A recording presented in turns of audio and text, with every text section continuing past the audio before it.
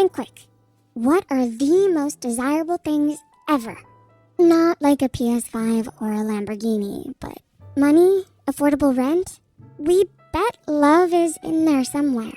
So if you're in a relationship, you're probably willing to let a few things slide that you wouldn't with your average buddy. That's normal. We all need a little give and take to make things work. But when is it over the line? When does that annoying thing get so bad that it's gone into the realm of toxic? It can be too easy to let things go until there may be imminent danger. We don't want that. So let's go over what to look out for. Number 1, controlling behavior. Do you feel suffocated in the relationship? Maybe getting the impression that your life and choices aren't even yours anymore. That could be a sign that the behavior of your partner has gone from compassionate concern to controlling puppeteer. The occasional, "where are you going?" is fairly standard, especially if you're living together. It's good to have someone know where you are just in case. If the questions seem like they're playing you like a video game character though, "you can't go there unless I want you to," or "I'll choose what interests you have and who you talk to," this might be time to have a little chat to reassert your own personhood. Number 2, there's a lack of communication. All relationships are built on communication. A relationship is a multi-way street where all parties meet on a common ground of understanding. If you tell your partner that something they did was hurtful and they listen to you, asking why it hurt or apologizing, then explaining themselves to further understanding, that's communicating. If the response is a stubborn, "that's who I am, deal with it," or a defensive, "I never did that," or even a victim blaming, "that's your problem, suck it up," that is definitely not communication. Similarly, if the conversations are sounding like you're running into a brick wall that has offensive defenses, this is a sign your relationship has turned toxic. Number 3, the give and take is consistently only one way. A healthy relationship is all about give and take. Without this balance, you're looking at a crash and burnout. When the give is constantly on one side with the take permanently on the other, that's a huge red flag. If you find yourself constantly exhausted, anxious, and asking yourself, "what can I do for them?" yet they seem oddly laid back, nonchalant, maybe even taking your efforts for granted, it's time to ask them and yourself, what exactly is going on here? Number 4, there are no boundaries in the relationship. Do you or your partner spout sugary proclamations like, "I'll be there for them for anything. I will do anything for their love"? This is unrealistic and super unhealthy. As close as you might be, boundaries still need to be present. You know what it looks like when there are no boundaries? It looks like vampirism.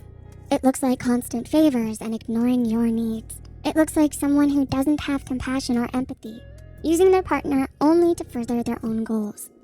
A healthy relationship requires mutual respect, and part of that respect is boundaries. Number 5, your partner uses your personal information against you. Using your personal information to harm you, that is not a hand-wave offense. That's a capital red flag crime. This is just straight up backstabbing and below-the-belt dirty fighting.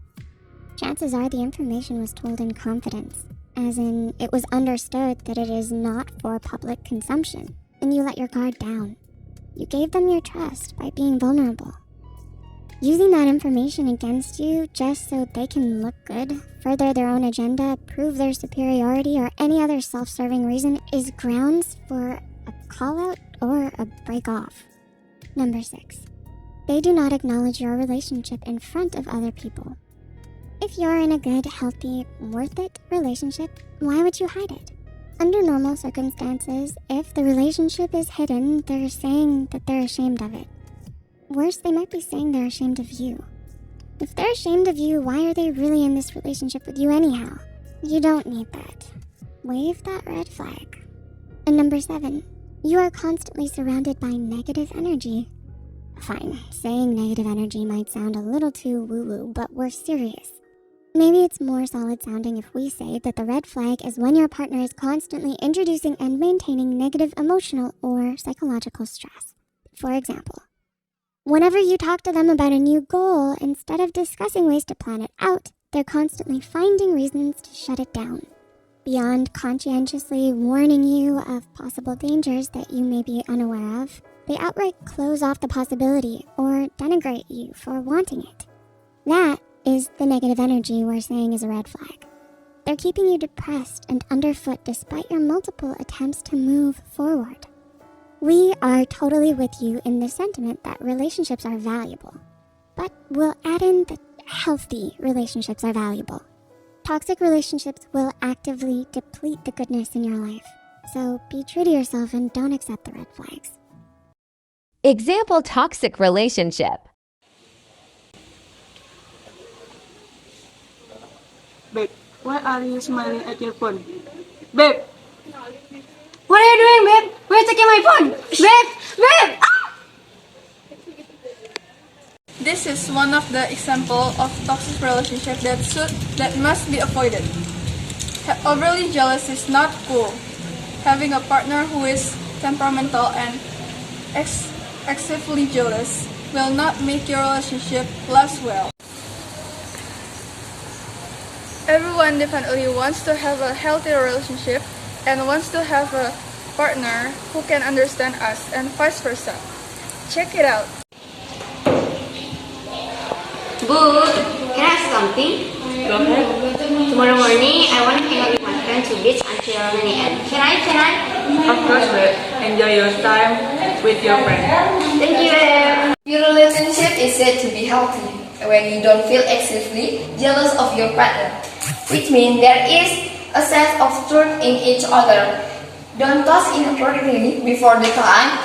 Communicate everything will between the two of you and don't commit feelings. So that's why we have to be smart in choosing a partner, so that in the future, our lives together will be smoother and we relationship can be better individuals. A healthy relationship doesn't know the age, sweet in the beginning and bitter at the end. Okay, that's all from us. I'm Natasya. I'm Asti. I'm Tata. And I'm Mahalia. Goodbye.